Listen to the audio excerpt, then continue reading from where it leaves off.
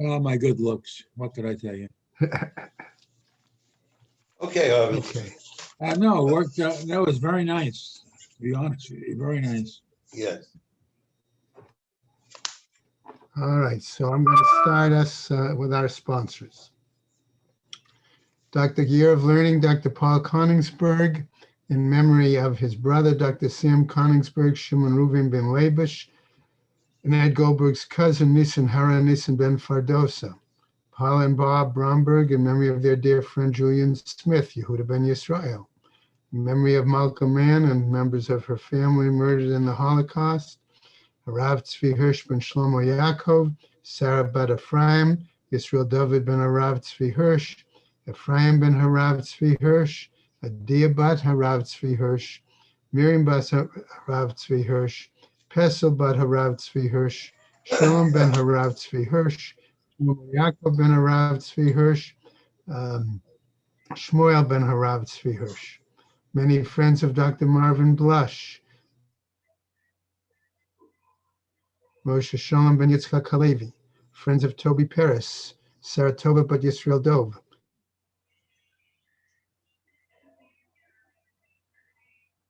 Gitler China bas Yeshaya,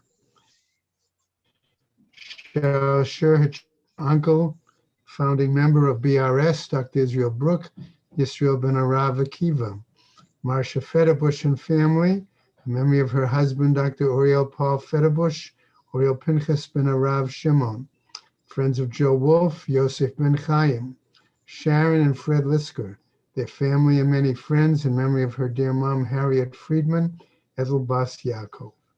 A Month of Learning by Andrea and David Dolmy, in memory of her mother, Edel Tsuna Bat Shimshon, by the friends of Bella Silverstein, Bela Bas Yaakov.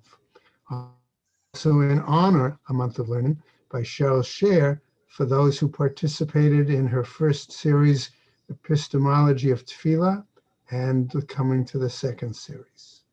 Week of Learning in memory of Ruth, by Ruth Kostman, in memory of her husband, Shmuel ben Yitzchak, and a Week of Learning by Marcus and Elaine Shalom Tellerman, in memory of her mother-in-law, his mother-in-law, Esther Bas Nachum. We have a Day of Learning today by Carla Gross, in memory of her mother, Miriam Bas Avraham Halevi. May the Neshamas have an Aliyah, Kranka Rafia, Velta Yashia, Rishama Tliya, and Lechol B'nai Yisrael, a good Gaben Shiar. Right. Okay. The guys that are in shul should be getting on momentarily, I would assume, because we all finished the same time. If you participated in yesterday's Siyum, thank Rabbi Moshe Kranzler for giving a very nice introduction to Shkalim. If you missed that, okay, for some reason, I encourage you to read the introduction, whether you're using Art Scroll or using Early, I'm just starting my house. code. Okay, so that and so we don't have to go into a long introduction of Shkalim. Just to point out very quickly that, as Moshe indicated, one would normally have thought that Shkalim should be associated with Kodshim, but it's put here in Moed because of its association. You mean after it says The Hey, Marvin, can you mute yourself? Yeah. Marvin, can you So mute you do yourself? that? Yeah, I'm sorry. With the cycle of the year, since Just a second, Rabbi, I have to mute myself. okay, since the date of we're going to see of the announcement for Shkalim fitted in between Purim, before Purim actually, and coming up in to Pesach. And since we just finished Pesach, that maybe was one reason that it was put in there. Also, it was based on the fact that we go from a wider, larger Masechtot and gradually work our way down to smaller Masechtot. Okay, in each sefer. Okay. All right, so let's get underway, and starting with the Mishnah. Okay, Mishnah wants us to understand the following: Bechad ba'adar, beginning the first of Adar, and we're going to assume for the moment that this is a normal year. Okay, just for the moment, right? What happened? Mashme'in al hashkalim. A public announcement was made by the Beis Din on two items. Number one, the requirement to pay a chatzi shekel, a half shekel tax, which was the purpose of, number one, funding the many of the offerings in the temple, but also used for the purpose of census. And also another announcement went out at the same date, okay, beginning of Adar 1, okay, on Avial Haklayim, on the concern about having mixed seeds, mixed produce in one's fields. Okay. Now, why was that the case? We're going to see shortly. Uvachamisha Asar, says the Mishnah, and on the 15th of Adar, Bo, Korinat HaMegillah Bikrachim, that they read the Megillah in the walled cities. Now, Umataknin et Hadrachim, and another announcement indicated that it was the time to repair all of the main roads, the et Rechovot, and all of the streets. What difference there might be between Drachim and Rechovot, we could argue, okay? However, two main purposes are worth mentioning. One could have been and ensure that those people who were Rotzeach Bishgaga, okay, that if they killed accidentally, they would be able to find an easier way to get to the Arei Miklat, since roadways could have been ruined during the rainy season. A second is that in preparation for Pesach, we've got Ole Regel, right? They're going to be coming some distance. So all the main thoroughfares and streets, whether in the city or beyond the city, began to need the attention. Ve'et mikvot hamayim, and the cisterns. Again, for the welfare of the city, how much water has come in from the rain during the rainy season, but also for the Ole Regel, that they would have water on their way. V'osin kol tzorchei harabim, okay, and they do all of the appropriate needs for the public welfare. U'mitzaynin al or et hakvarot. Not only that, but there is another aspect of public welfare, and particularly for Kohanim, and that is the fact that they mark all the graves. Remember that they did not necessarily have separate designated cemeteries, and in case someone was buried on the side of the road, for example, they needed to mark that grave so Kohanim would not become Tameh. Okay. Furthermore, says the Gemara Mishnah, V'yotz'in af al haklayim. Not only that, but starting after, since they made the announcement, reminding people of the prohibition of having klayim, they were officials of the Beis Din of the temple that went out to begin to check that the fields were properly apportioned and taken care of. Okay, so now our Gemara wants to ask the question: V'lama be'echad ba'adar? Why was this done on the first of Adar? And remember, I suggested that we think of it being a normal year, not a leap year. Okay. Kadei sheyaviu Yisrael at shiklehen ba'onatan, in order so that the Jewish people, the Jewish community, all male Jews who had the responsibility to give machatzit shekel, would ensure that their tax, that their payment was received at the proper time. Okay?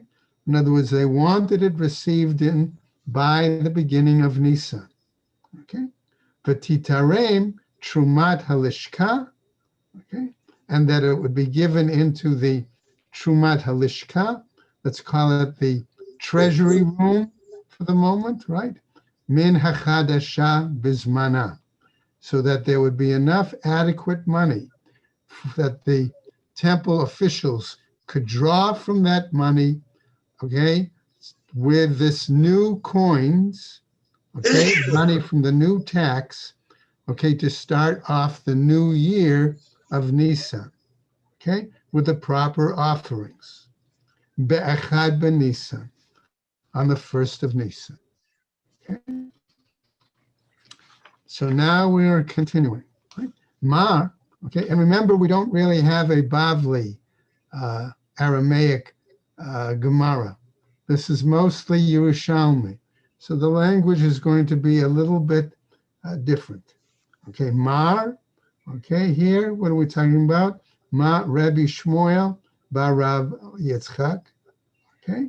Ve'amar, okay, let's use it that way, right? It says Rabbi Shmuel bar Rabbi Yitzchak, Trumat Halishka, okay, regarding this treasury house, this treasury room, Betchilata, okay, based on the idea that this was originally established back in the time of the wilderness in the Midbar, okay? And we do know, for example, that, okay, we're going to come to it shortly, but I'm just getting a source from the Tanakh ready, okay? Dichtiv, why? Because there's a pasuk that tells us, Vahi b'chodesh harishon, b'shana hashenit, it was the first year.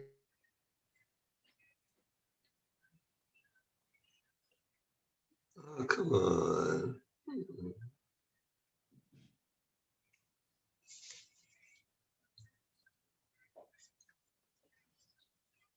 The 1st of Nisan, the day that they collected, remember, for the welfare, the money for the from the Nisi'im and from others. Okay, so the Gemara continues. Vatani ale biyom shehukam hamishkan, bo bayom nitrama hatruma, explains the Gemara. And therefore it teaches that on that day that the Mishkan was established, okay, the half shekel donations began to pay for the communal sacrifices. Now remember, part of the purpose of those sacrifices was kapara, atonement, and therefore asking the community to pay a community people would therefore be included in that sense of kapara. Okay. Now, what happens? Rabbi Tavi, Rabbi Oshaya, says in the name of Rabbi Oshaya, B'Shem Kahana, in the name of Rav Kahana. Ne'emar kan chodshe, okay? It was said there, okay, in terms of months, right? That the offering, okay, for here for Rosh Chodesh was the months of the year, okay? V'ne'emar lahalan chodshe, and it was stated later on, months of the year. Ma chodshe shene'emar lahalan, ein monin ela Nisan.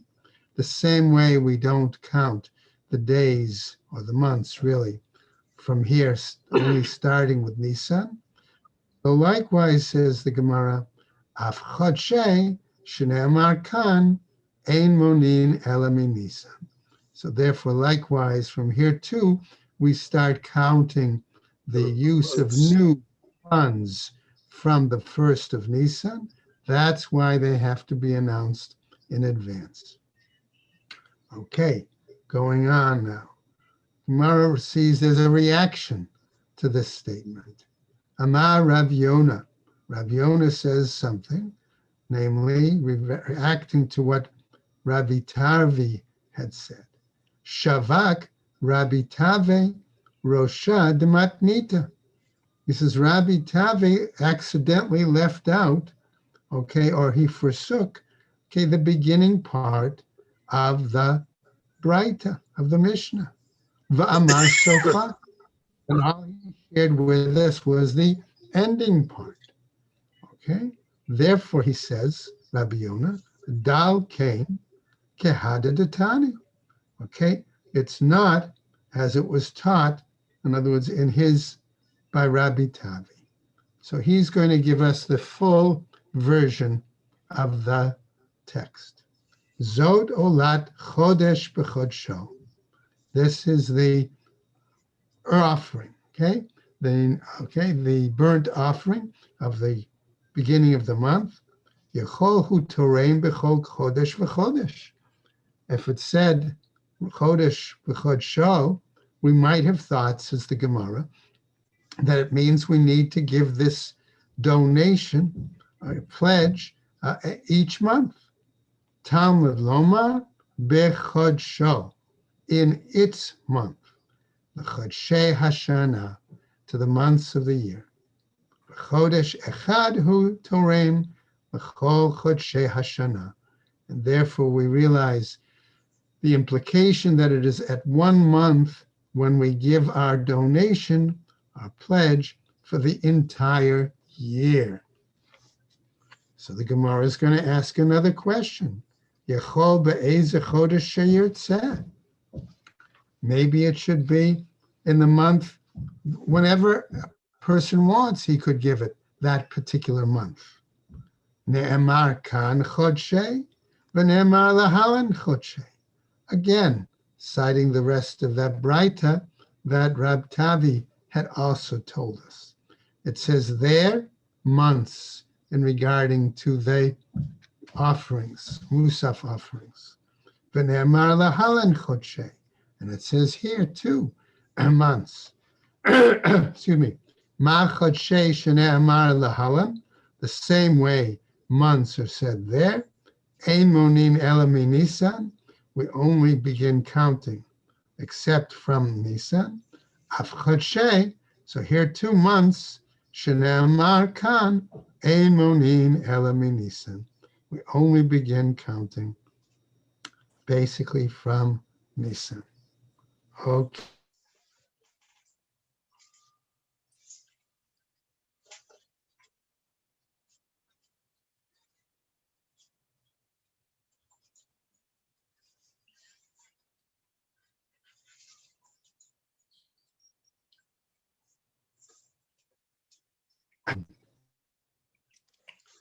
Oh, we lost you.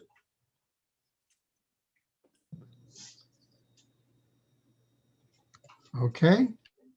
No, Sort of lost there. We keep losing you, you keep freezing. All right. Okay. Rav Huna Amar Machrizin.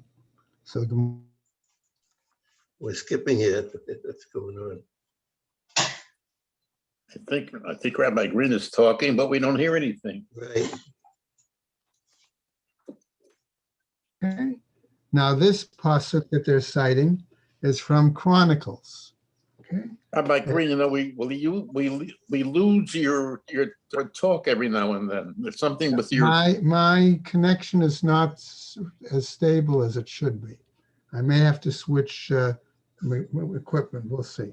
Yeah, we keep losing you. Yeah, in Chronicles 24, okay, we have the following statement.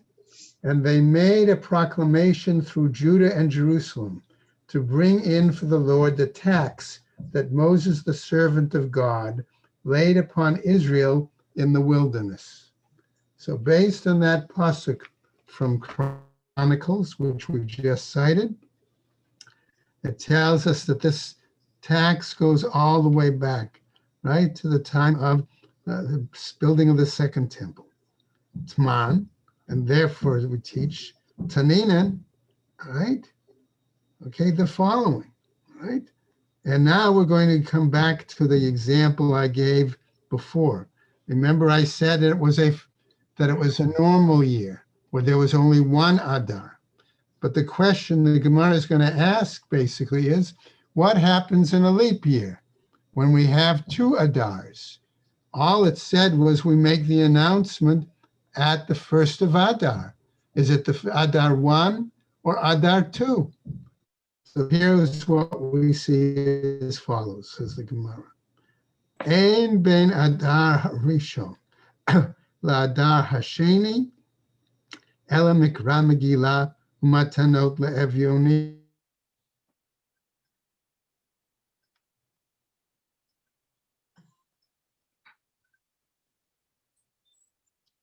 And giving of gifts to the poor.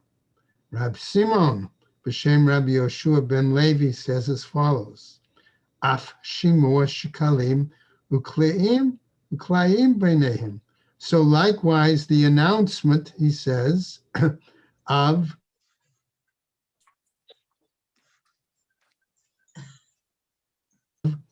klaim.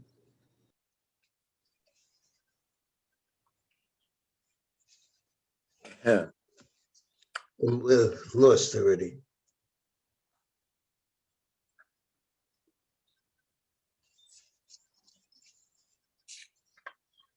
Okay, again, I'm sorry. All right. The following. No, Hakol yotzin b'yodalid shehuz man kriyata. Everyone goes out, he says, on the 14th, okay, based on that, so to speak, that proclamation, that announcement, okay? On the 14th is when the reading is supposed to be, okay?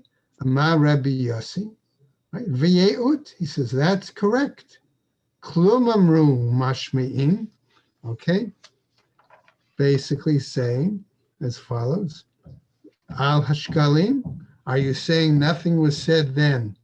Okay, no announcement on the shkalim. Lo, kadesh yaviu Yisrael et shikleihen ba'onatan. Wasn't it not that we said that it was in order that the Jewish people would bring their shkalim at the right appropriate time?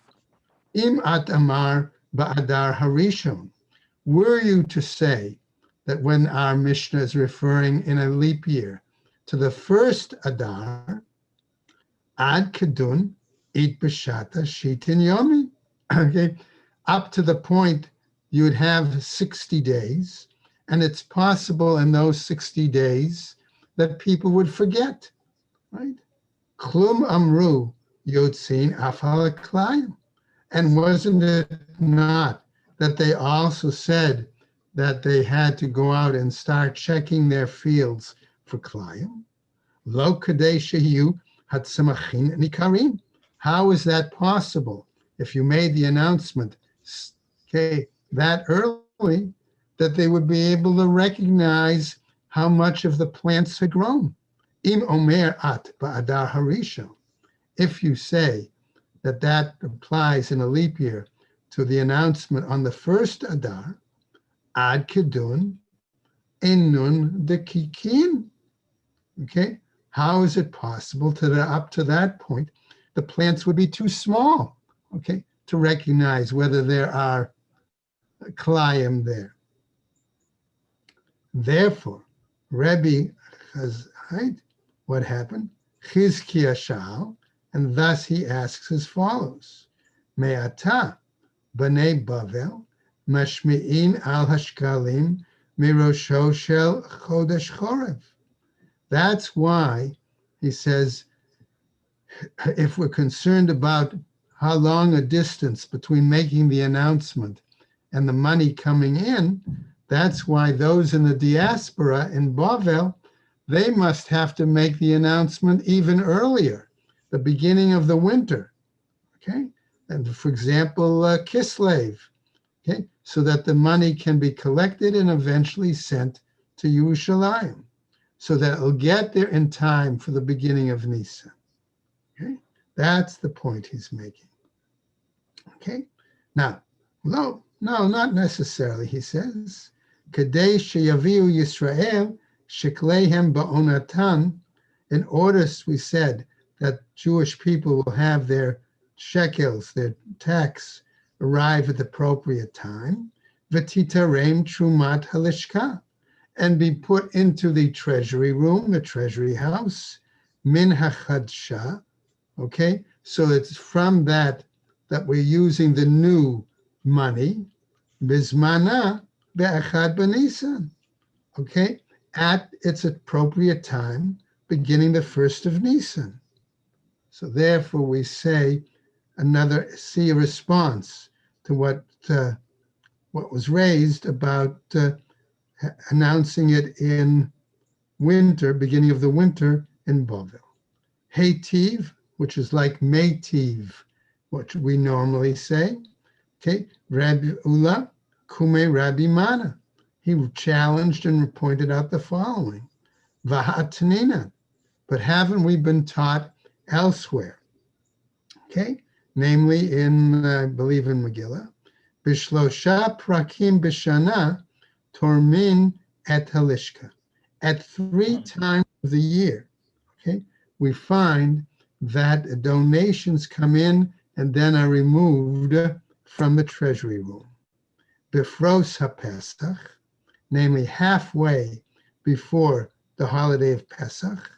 In other words, if Pesach is the beginning of Nisan, so they make a withdrawal from Lishkat HaGazit at the beginning of Nisan, Bifros HaAtzeret. They make another withdrawal of money from Lishkat HaGazit. Okay, Lishkat, Trumat HaLishka, Bifros HaAtzeret, 15 days before Shavuot, Bifros HaChag, and another withdrawal 15 days before Sukkot. Okay? In other words, the money comes in, they realize the money comes in stages. So those who live closest to Yerushalayim, their money is in, they draw that money out beginning of Nisan. Further money comes in from the further communities and the diaspora communities. So then that money is still new money coming out, and they take it out before Shavuot. Further money comes in from farther Jewish communities, strictly in the diaspora, and then they remove that before Sukkot. Now, Amarle, he said to him, Lo nimar, no, we should say it this way. Okay, Elin de Krivin, those that are close, Bifros HaPesach. Their money, I'm going to say, is withdrawn from the Trumat Halishka 15 days before Pesach. Elin de Rechokin, those who are a bit farther away, Bifros HaAtzeret. Their money is withdrawn 15 days before Shavuot. Ve'ilin de Rechokin minhon, and those who are even farther still, Bifros HaChag, their money, which would still be new money, is drawn from, 15 days before Sukkot, right? So what happens? Amalei. Okay, he responds to him. And now we're going to sort of change the subject a little bit. Kula ke'achat hiba. Okay, someone disagrees and says, no, doesn't all the money come in at once? V'lama omru b'shlosha prakim. Why then do we say that it was withdrawn in 3 separate times? Kadei la'asot pumbi ledava, in order to make it a public awareness. In other words, this argument would be they announce, not just the one time before at the beginning of Adar, but they 3 times a year. ongoing announcements, 15 days before other holidays as well, to remind people to send in their tax. Now, Rabbi Yehuda Bar Pazi, B'Shem Rebbe, said in the name of Rebbe the following. Hein Nikra V'lo Niva'et. Okay, they're called, and aren't we afraid? Aren't we embarrassed? In other words, that you have to remind the Jewish people, implying have to remind them 3 different times throughout a year to give and pay their tax to the temple. Shouldn't one reminder have been sufficient? That's what the Gemara is implying here. And now it's going to give us examples.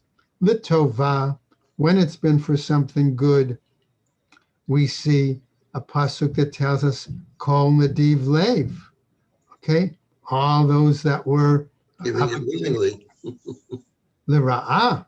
But when it was something bad, like the golden calf, we find a pasuk that tells us, Vayit Parku Kol Ha'am V'gomer, that all the people took the earrings and gold rings off their ears and nose and etc. Again, L'tova, when it's for something good, V'yotzei Moshe et ha'am. Okay, a pasuk telling us that Moses led the people to make a donation. L'ra'ah, when it's something bad, what do we see? A pasuk that tells us, V'tikravun elai klavim, that throw it to the dogs.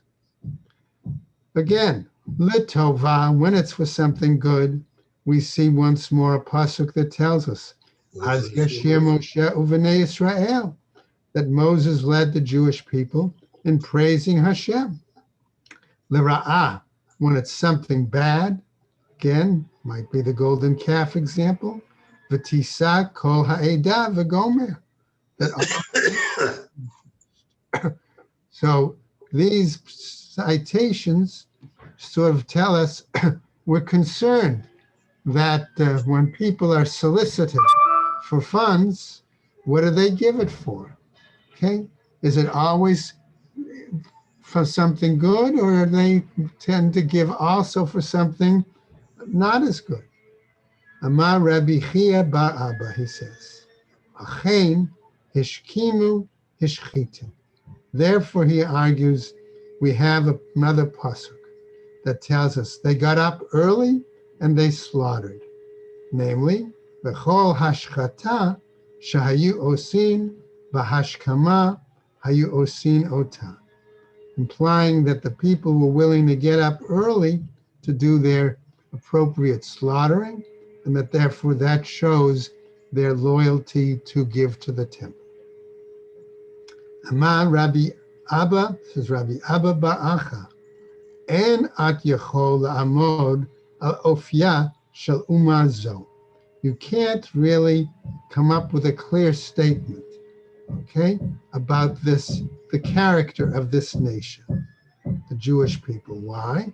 Nitba'im la'egel v'notnim. They were requested or solicited to give to the golden calf. They gave. Nitba'im l'mishkan v'notnim.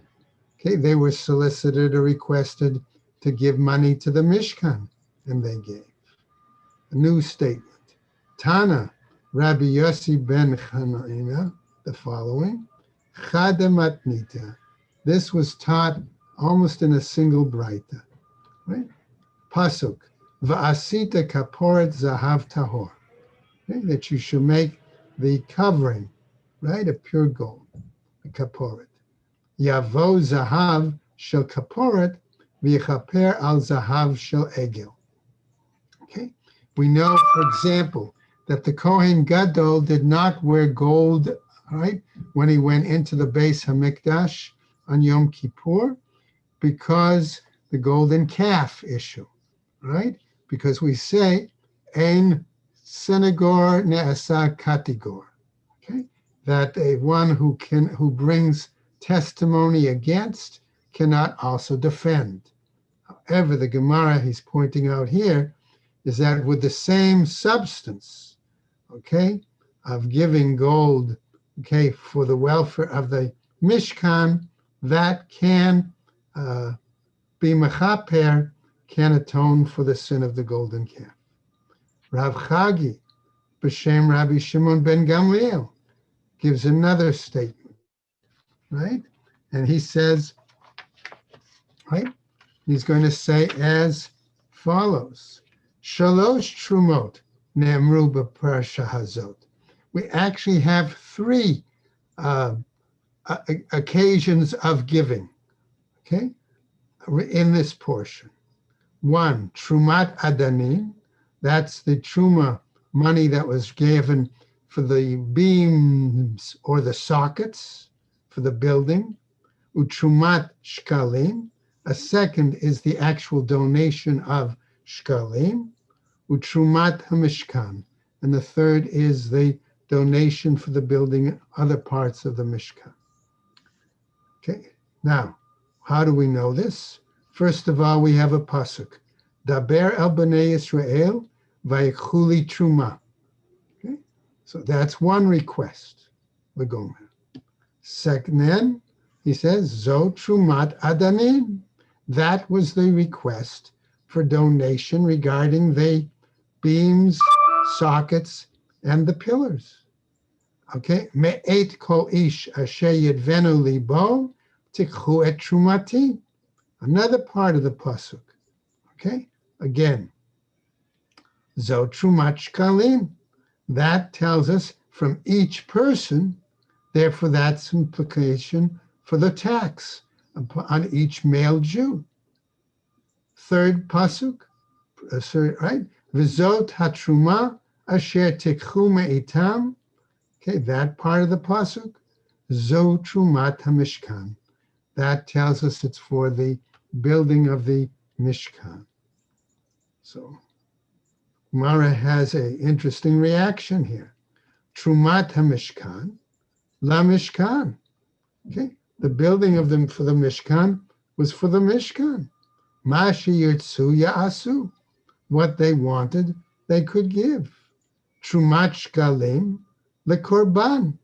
Okay, that the giving of the offering of shkalim, that was for the purpose of offerings. Okay, we said it would be for musaf offerings, it would be for kaparot, community offerings, for atonement. Masha yirtzu ya'asu, what they could give, they would give. Kadei sheyehe yad kulan shaveh. Why? So that all would be equal, because atonement should be available for the entire people. Trumat adanim la'adonim, the truma, the donation for the sockets and the beams, right? For those. Where there we have another pasuk, ha'ashir lo yarbeh v'hadal lo yam'it. The one who is rich will not increase, nor the one who is poor will not diminish. Again, giving basically a similar amount.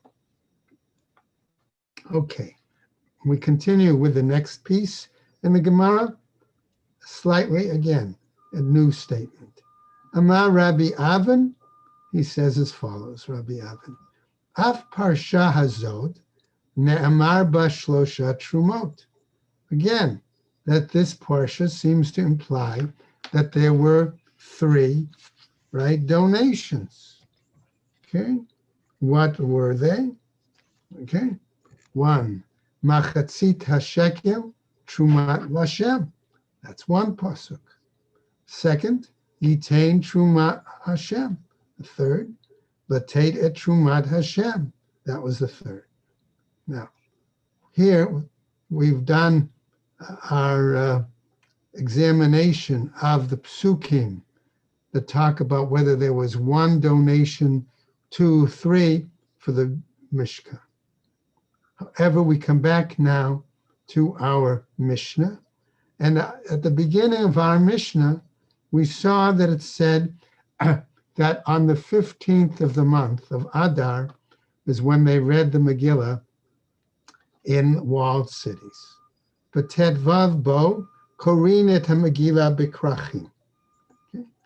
Gemara is going to now raise an issue with this. Locain, that's not necessarily the case. Amar Rabbi Chalbo, says Rabbi Chalbo, Rav Huna, also with Rav Huna, Rav in the name of Rav, B'Shem, okay, Rosh Chodesh, Rav Hanania, Rabbah, okay, namely the following: Hakol Yotzin Biyud Daled, Shahuzman Kriyata. It said that all go out on the 14th for the purpose of the reading. Implying all places should be reading the Megillah on the 14th of Adar. Amarle, and he responded, Lo ba ela lelamedcha, shekol hamitzvot hanohagot ba'adar sheni einan nohagot ba'adar rishon. No, he said, that really comes to tell us that those mitzvot associated with Purim, okay, that would not be done on the first Adar in a leap year, are done on the second Adar. Right. Okay? Rabbi Yossi, the Rabbi Acha, okay, now a story. Rabbi Yossi and Rabbi Acha were sitting, Hav and Yatvin, they were sitting, learning before Amar Rabbi Yossi, the Rabbi Acha, and he said to his colleague, Lo mistabra ela l'she'avar. Okay, that statement only implies something regarding the past. Aval laba, in other words, meaning lahaba. Okay, but in the future, okay, what we're saying is, lo, that they would not have to read it again. Vahatani, and here it's taught, makom shenahagu likrota shnei yamim, korinota shnei yamim. Isn't it written elsewhere that says a place where they read it 2 days, that's what they need to do? Amarle, he says, of Anna Savar came. I also seem to think, he says, that that's the case. All right? So we're going to see now, okay, what happens in a second. Okay. All right. All right. So he says, Amar Rabbi Mana v'yeot. So Rabbi Mana says, v'yeot, you're correct. Ilu, in other words, elu mishakriya b'yod daled, choser kriya b'ted vav. There are those who read it on the 14th and repeat it and read it on the 15th. Shema ein shom'in lo. Perhaps they didn't hear it. That's why they read it a second time. Im at amar kain, if you're going to say that that's the reason, nimtzeit oker zman krachim biyadech. Then you're going to totally uproot the practice of reading it in walled cities on the 15th. Right? Tani, Rabbi Shimon ben Gamliel. So Rabbi Shimon ben Gamliel teaches in a Braita, and it says, mitzvot hanohagot ba'adar sheni, those mitzvot associated with Purim, practice in second Adar, einan nohagot b'rishon, are not observed on the same date, the 14th of Adar Rishon, chutz mi hesped v'ta'anit, with the exception of issues regarding a eulogy and fasting. So even though it's in a leap year, Purim, so to speak, Katan, okay, on the 14th of Adar Rishon, there's no fasting, no eulogies on that day, but the other mitzvot are not, regarding Purim, are not carried out. Otherwise, shehein shavin b'zeh u'v'zeh. Otherwise, maybe they're equal. Rabbi Ba, okay, Rabbi Yirmiyah. Rabbi Ba says in the name of Rabbi Yirmiyah, B'Shem Rav, in the name of Rav. Rabbi Simon, B'Shem Rabbi Yoshua ben Levi, Halacha Rabban Shimon ben Gamliel. Okay, that the law then is like Rabban Shimon ben Gamliel, who said mitzvot hanahagot ba'adar sheni, inan nohagot b'rishon, chutz mihasped v'tanit. Right. Shavim b'zeh u'b'zeh. Okay. Now, as we begin to come to finish, Rav Huna, okay, again, says Rava the Tzipori tells us, Rav Huna, that Rabbah, when he was the chief rabbi, so to speak, in the city of Sepphoris, Amar, he said, Hinhig, right, Rav Chanina Betziporin, that Rav Chanina used to carry out the minhag in Sepphoris, Kehada, the Rabban Shimon ben Gamliel, like that was determined by Rabban Shimon ben Gamliel. Lo, he says, no, Amar Ela Hanhig, okay, Aval Ha, Lahalacha Lo, okay. But notice it says, no, it says rather that they used to follow the custom, okay, of Rabban Shimon ben Gamliel. Ha lahalacha lo. But to say that publicly it was the law, like Rabban Shimon ben Gamliel, no, they did not say that. Aval le'inyan shtarot, but in regards to documents, say like a bill of divorce, for example, kodmin adar rishon va'adar sheni stam. Okay, that we write clearly. Okay, according to this view, you write Adar Rishon, but if it's written out in Adar Sheni, you simply write Adar. However, what happened? Rabbi Yossi is going to tell us, okay, something different, right? So what happens? Right? Rabbi Yossi says, Omer Adar Rishon. If you're writing, let's say, a get, then you do write out completely that it's Adar Rishon. Okay, Stam, we'll just go over a tiny bit, right? You just write Adar for Adar Rishon, Adar Sheni Tnian. And then you write, if it's written out in Adar Sheni, that's where you write Adar Sheni. And so that's where that discussion, okay, is going to end on that point. Tomorrow we'll pick up. I know it looks a little bit long, but it should not be problematic.